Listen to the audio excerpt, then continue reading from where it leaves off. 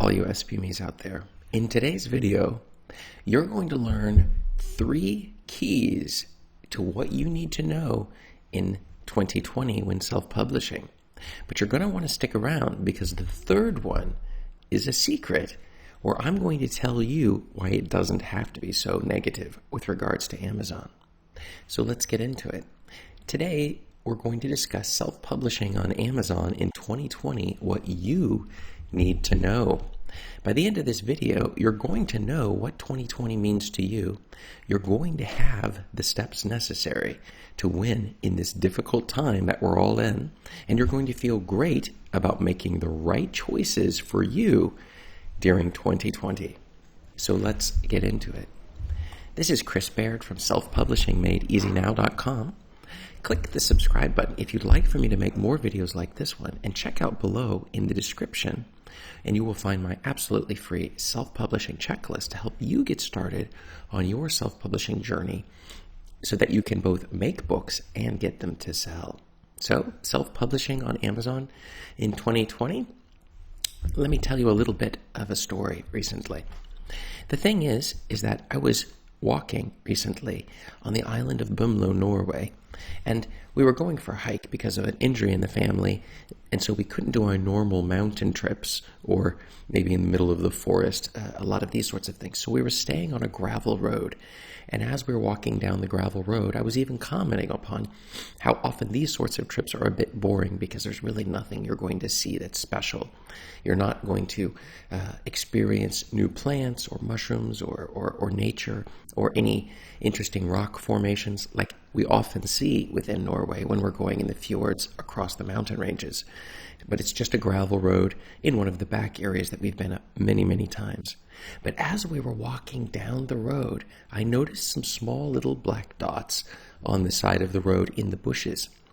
As I got closer to them, I noticed that they were blackberries, which are very rare here in Norway. In fact, I've only seen 2 other places in all of Norway on all of the hundreds and hundreds of hikes that we've been on across the mountains where we found these exact berries. Now, blueberries and raspberries, very common, but not the blackberries. So I pulled in closer and I found a nice ripe one, and as I reached in to grab it, suddenly something hit me. It was small thorns all over this plant that started sticking into my hands, and some of them even drawing blood.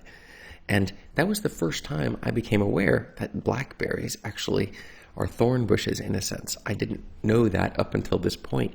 I think perhaps the previous blackberries that I had found, which were just very few, were not particularly covered in them, or I just simply didn't get stuck by them.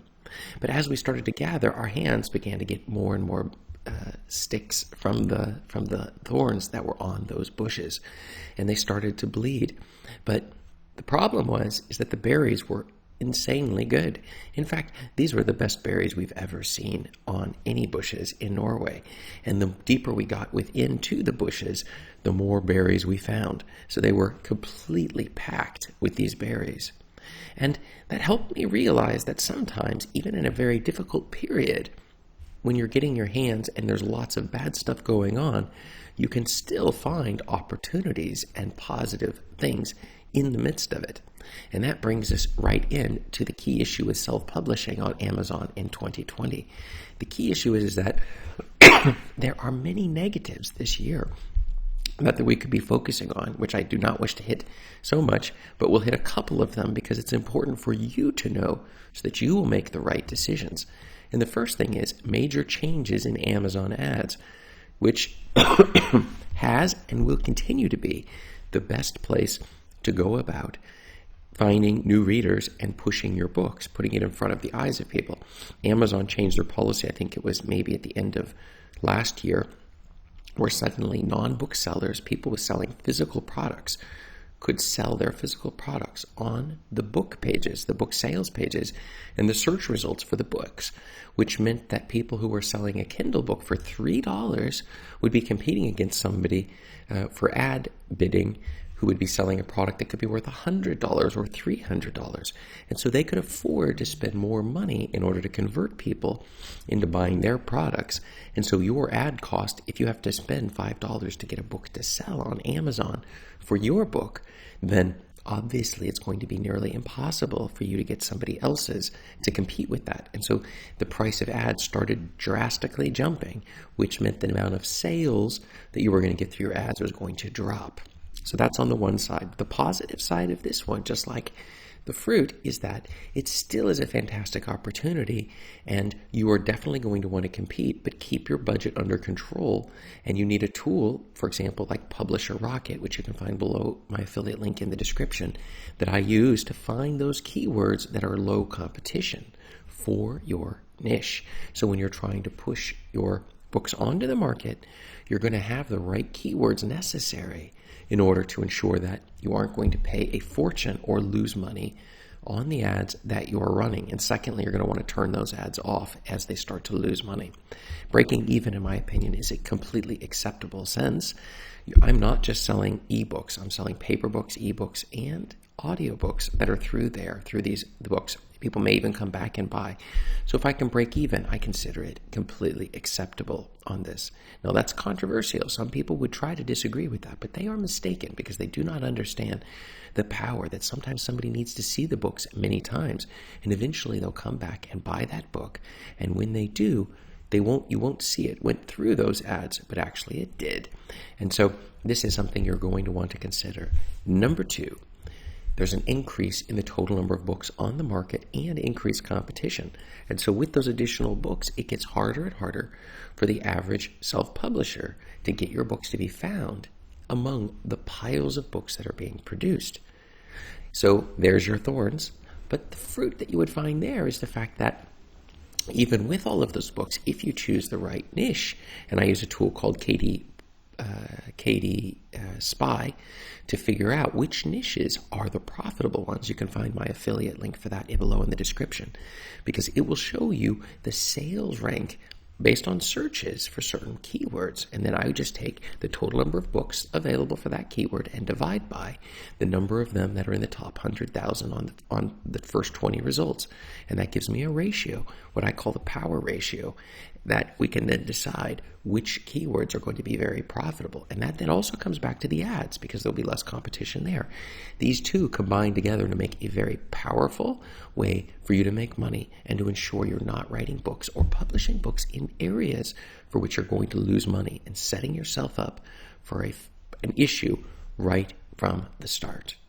The third issue, and this is the secret answer of the day and the most positive, this is the blackberry of the blackberries in the story of today. It is that profits are still fantastic in ebooks with everyone stuck in lockdown. People need something to do. Boredom is kicking in, and Netflix can only go so far.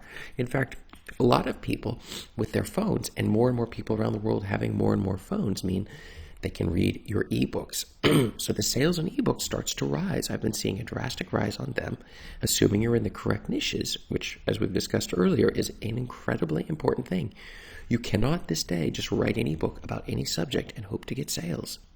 And so you have to take advantage of the environment that you have.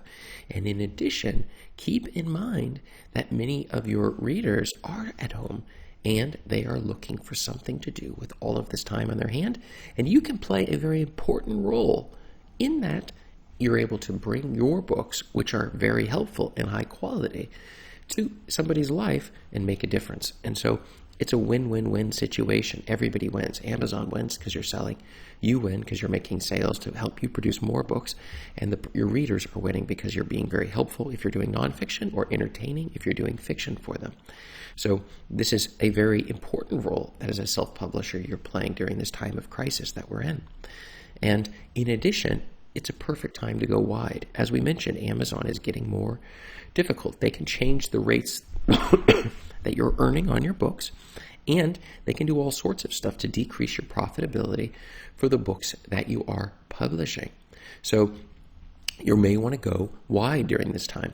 That is to say, take your ebooks and don't keep them on Amazon. Exit KDP Select and move them into Smashwords or Draft2Digital or maybe another platform. But Smashwords is the one I would recommend because you're going to get your biggest return on investment if you go this route with Smashwords, because they will distribute it through all of the different channels and you're going to get the highest royalty rates that you're going to find anywhere.